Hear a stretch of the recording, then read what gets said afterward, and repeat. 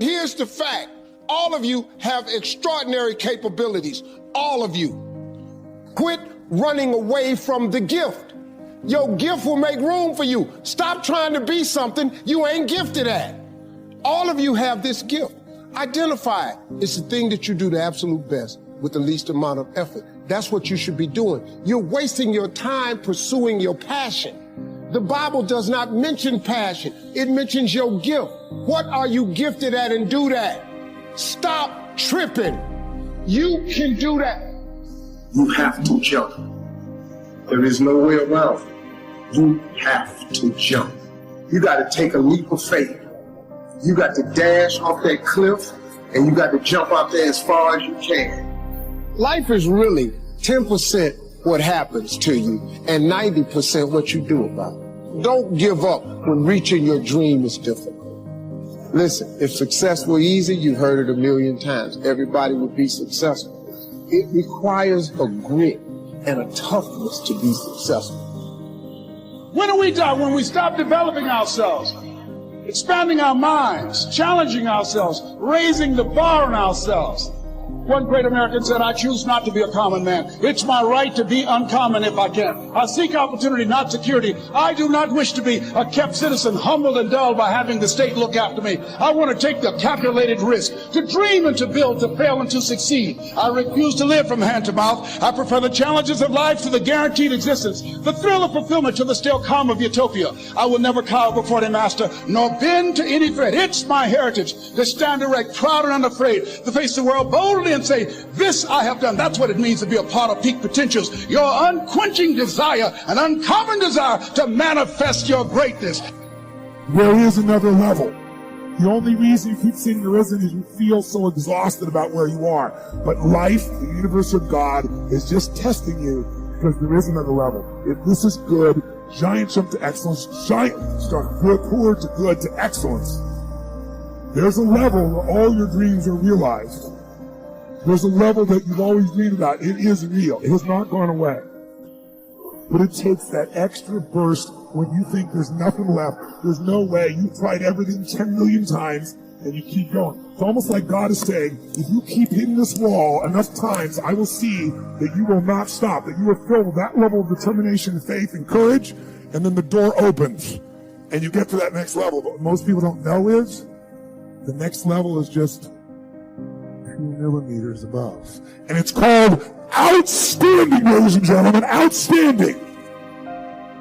Only those that can see the invisible can do the impossible. You have to be able to see what doesn't exist in order to be able to pull off or achieve what in most people's minds seems to be impossible. Only those that can see the invisible can do what seems to be impossible. You know, one of the things that human beings underestimate dramatically is their capacity to get great at something if they're totally immersed in it, totally laser focused on something. You are way more powerful than you know you are if you went crazy, psycho, obsessed, laser focused on anything, even something you're totally ill-prepared for. Humans have an unreal capacity to get great at things, even if they don't have a natural talent for it, if they're immersed in it, and to learn something and acquire a ton of knowledge in a short period of time as well. Because the truth of the matter is, in society today, society is conspiring all the time in our culture to completely distract you so you never win. To just divert your focus and attention. Look over here, look at this shiny thing, look at this TV show, look at this sports team, worry about what's going on here in this war. And they get these different things on television and our phones and in our lives to just get us distracted so we never get obsessed, we never get laser focused for an extended period of time. Ask yourself truthfully, your big goals and dreams, are you really clear on what they are? You know how mandatory it is to be clear and specific for what you want, right? But then the next layer is this. Can you get laser obsessively focused almost to its exclusivity, almost, but for an extended period of time? Can you honestly say you've done that for an extended period? I'm talking about a year, 2 years, 3 years, 4 years, 5 years, even a decade. towards something you want so badly, you want it like oxygen. It's like you want it like you want to eat. You want it like you want to live, right? Well, are you extendedly laser focused on it, or do you get distracted easily?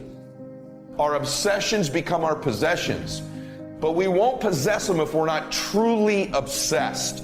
I bet there's been a person in your life you've been obsessed with. If you're over 20 years old, listen to this, more than likely you've had somebody you were pretty obsessed with, haven't you? That you wanted in your life, you wanted to date, you wanted as a girlfriend or a boyfriend or a significant other. How many times a day did you think about them? How many times a day did they distract you from what you were doing with just the thought of them? In other words, this is what I want you to understand.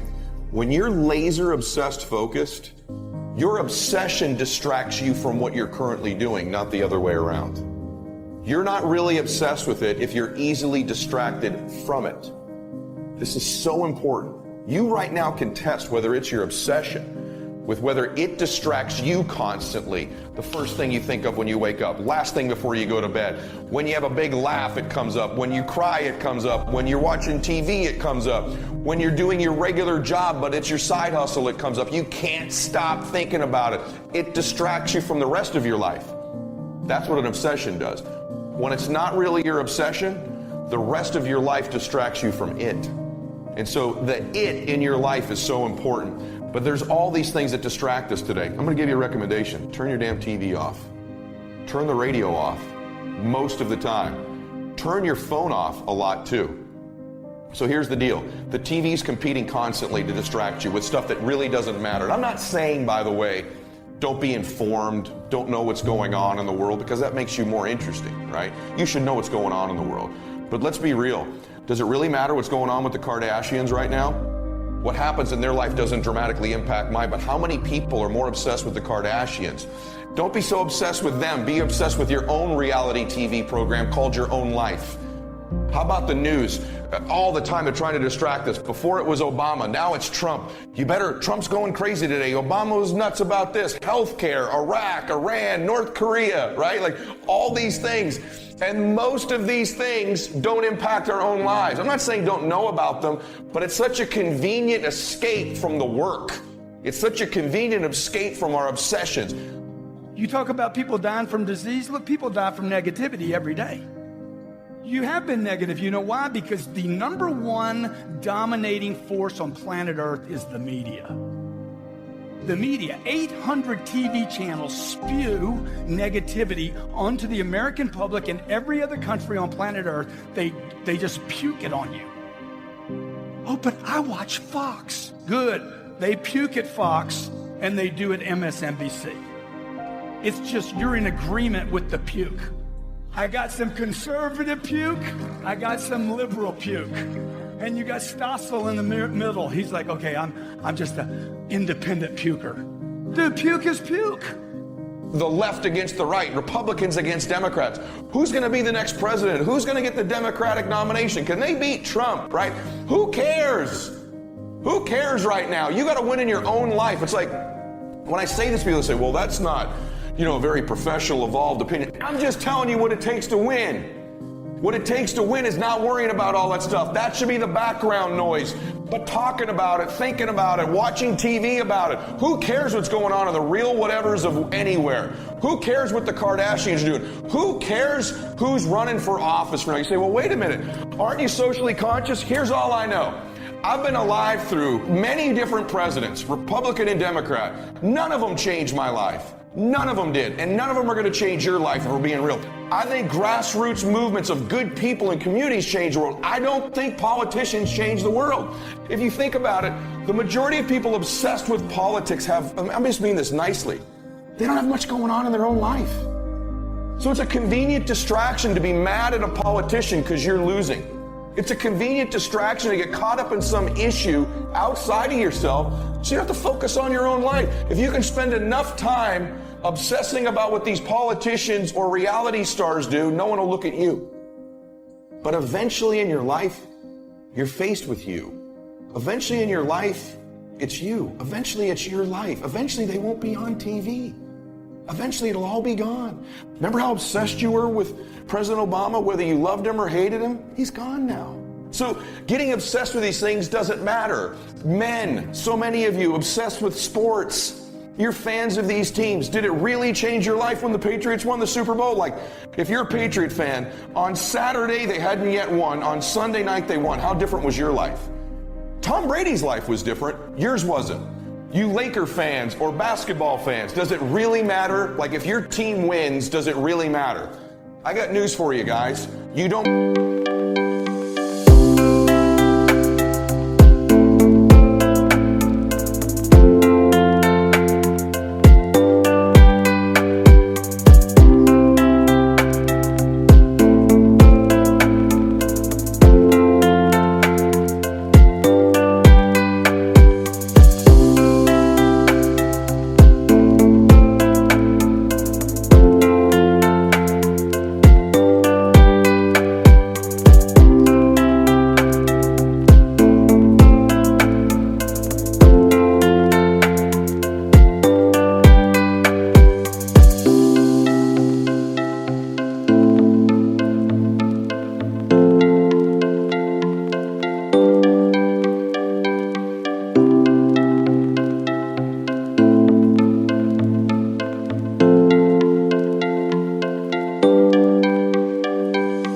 Play for the team.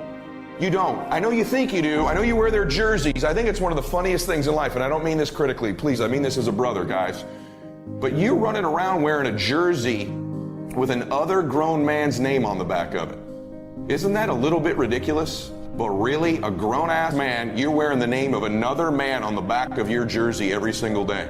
Literally, your name isn't Bryant or James or Trout or Brady, but you wear their name on the back of you? Isn't that a little bit odd? We won Sunday. No, we didn't win. They won. You got to go back to work on Monday. You don't play for that team. And it's time you wake up and start getting focused on your own life. I'm not saying don't watch the game, but being obsessed with it throughout the week. Who's injured? Who's hurt? Are we going to win? We aren't doing anything because you don't play for them. In fact, players trade teams so much. What you really are rooting for is like laundry. You root for the team that has like this jersey that's your color, but the players change all the time. Yet you keep rooting for these teams. What a catastrophic.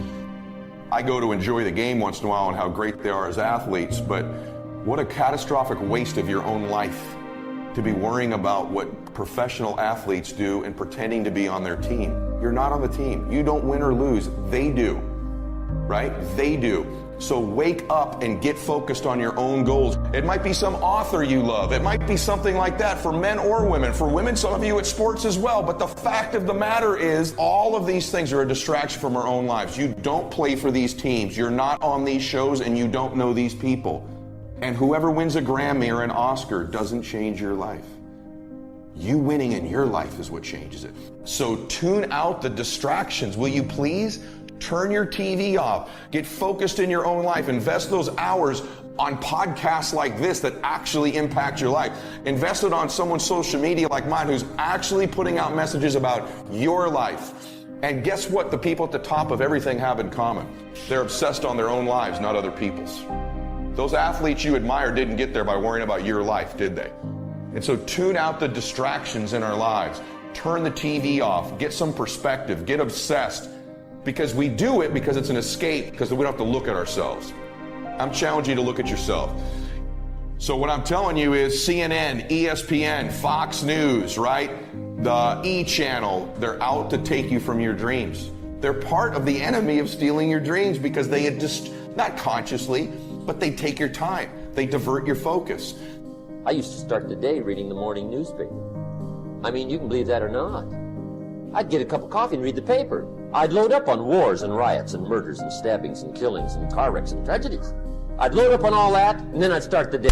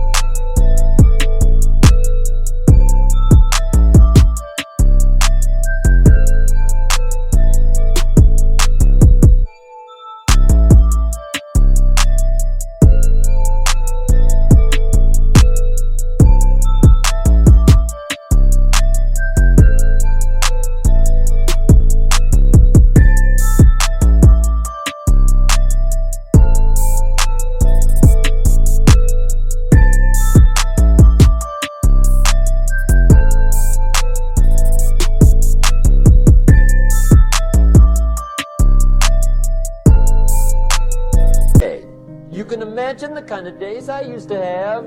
You walk around on your financial knees. They call you economic peewee. What other things divert our focus?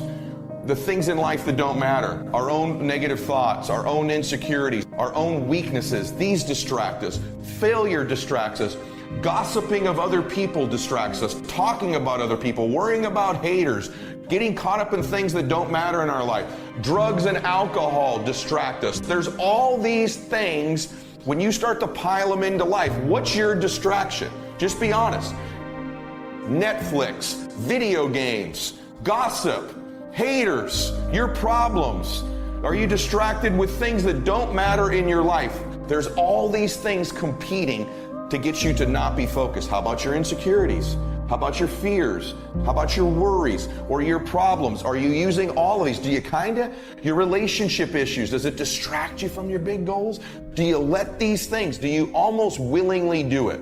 Here's what I think. Most of us are willing participants in our own distraction. And we need to be willing participants in our own focus, in our own obsessions, and getting ourselves back on plan. Because remember what I told you, if you're really obsessed, the obsession will distract you from these things. But if you're not obsessed, these things will distract you from that thing.